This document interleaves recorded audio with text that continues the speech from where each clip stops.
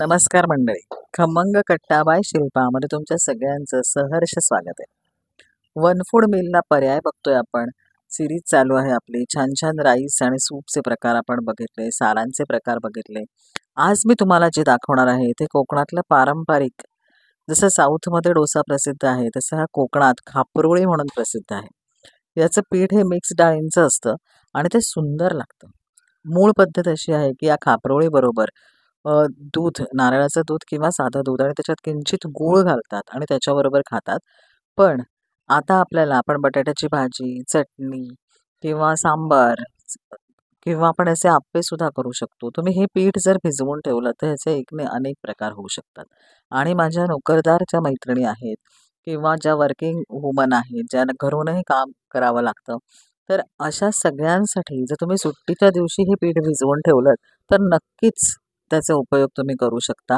नाश्त्यासाठी होतो, रात्रीच्या जेवणाला पर्याय म्हणून होतो.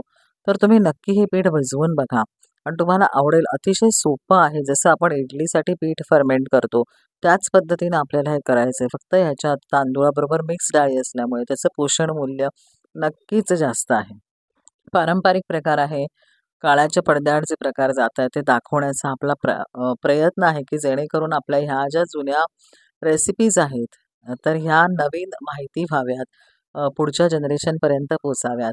आणि ह्या रेसिपीज तुम्हाला आवडत असतील तर नक्की नक्की नक्की आपल्या चॅनलमध्ये या रेसिपी बघा, त्या लाईक करा, शेअर करा आणि सबस्क्राईब करा. तर आज आपण कोकणातली एक पारंपरिक रेसिपी बघतोय जी वन फूड मिलला सुद्धा पर्याय ठरू शकते आणि जी तुमच्या नाश्त्याला सुद्धा पर्याय असू शकते. तर असं हे खापरोळी हा जो प्रकार आहे तर तो आपण बघणार आहोत. चला तर मग रेसिपीला आपण सुरुवात करूया. कोकणातला अजून एक पारंपरिक पदार्थ बघतोय आपण, खापरोळी. तर 4 वाट्या तांदूळ घेतलेले आहेत. तांदूळ तुम्ही कुठलेही घ्या, रेशनचे घेतले तरी चालतील, उकडा घेतला तरी चालेल. 2 वाट्या चणा डाळ घेतलेली आहे. आणखीन 1 वाटी उडदाची डाळ घेतलेली आहे. तर हे प्रमाण लक्षात ठेवायचं खापरोळीसाठी. आणि थोडीशी मेथी लागते. एक चमचा आपण म्हणूया, 1 टेबलस्पून मेथी, 1 ते 1.5 टेबलस्पून. तर 4, 2 आणि 1 परत सांगते मी. 4 वाट्या तांदूळ घेतलेले आहेत, 2 वाट्या चणा डाळ आहे, 1 वाटी उडीद डाळ आहे आणि साधारण 1 ते 1.5 चमचा मेथी आहे. तर हे रात्रभर मी भिजत ठेवलं होतं स्वच्छ असं धुवून. आणि त्याच्यानंतर आपण जसं इडलीचं दळतो तसं इडलीचं दळून एक 7 ते 8 तास रात्री ठेवलेलं होतं. तर तुम्ही बघत असाल तर त्याला छान जाळी आलेली आणि ते पीठ छान फर्मेंट झालेलं आहे. इडलीचीच आपली कृती आहे, फक्त हे प्रमाण जे आहे ते मिक्स प्रमाण आहे. आणि याच्यामध्ये आता आपल्याला काय काय घालायचं ते बघा. पहिल्यांदा मीठ घालायचं आहे आणि त्याच्यानंतर आपण त्याच्यामध्ये मी ओला नारळ घालणार आहे. थोडंसं पाणी घालते कारण डोसा तो जो खापरोळी आहे ती छान अशी पसरायला पाहिजे म्हणून. एक अर्धा वाटी मी खोवलेला नारळ घेतलेला आहे. खोवलेलाच घ्या, नाही तर मग मिक्सरमधनं थोडा बारीक करून घ्या जर तुमच्याकडे तुकडे असतील तर. कारण तर ते छान असं तोंडाला लागतं, नाही तर मग कचकच होते. तर त्याच्यामुळे नारळ खोवून घ्या. आणि हे जे मिश्रण आहे याचं आता आपण डोशाने एवढं पातळ नाही आणि फार जाड नाही, असं मीडियम आपल्याला हे घालायचे आहे खापरोळी. आणि ही खापरोळी 2-3 प्रकारे खाता येते. आपण आपल्याकडे जर घरी करणार असू नाश्त्याला तर बटाट्याची भाजी, चटणी, कुर्मा भाजी, ग्रेव्हीच्या कुठल्याही भाज्यांबरोबर तुम्ही खाऊ शकता. पण मूळ पद्धत अशी आहे की दुधामध्ये थोडंसं गूळ घालून तर त्या दुधाबरोबर हे खातात. नारळाच्या दुधाबरोबर पण खातात किंवा आपल्या साध्या दुधामध्ये गूळ घालून ते पातळ करून त्याच्याबरोबर सुद्धा ही खापरोळी खाल्ली जाते.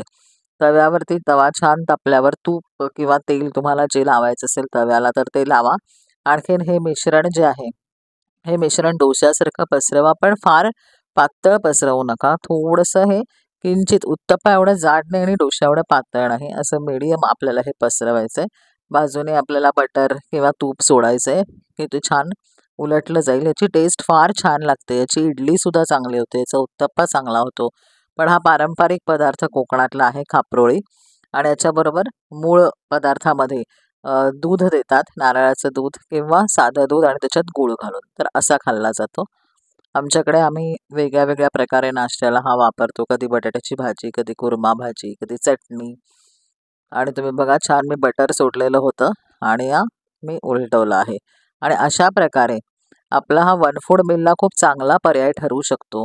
नाश्त्याचा पदार्थ, वन फूड मिलचा पदार्थ तर नक्की करून बघा आणि कमेंट सेक्शनमध्ये मला तुम्हाला आवडलं का सांगा. आपल्या खापरोळी तयार आहेत. धन्यवाद.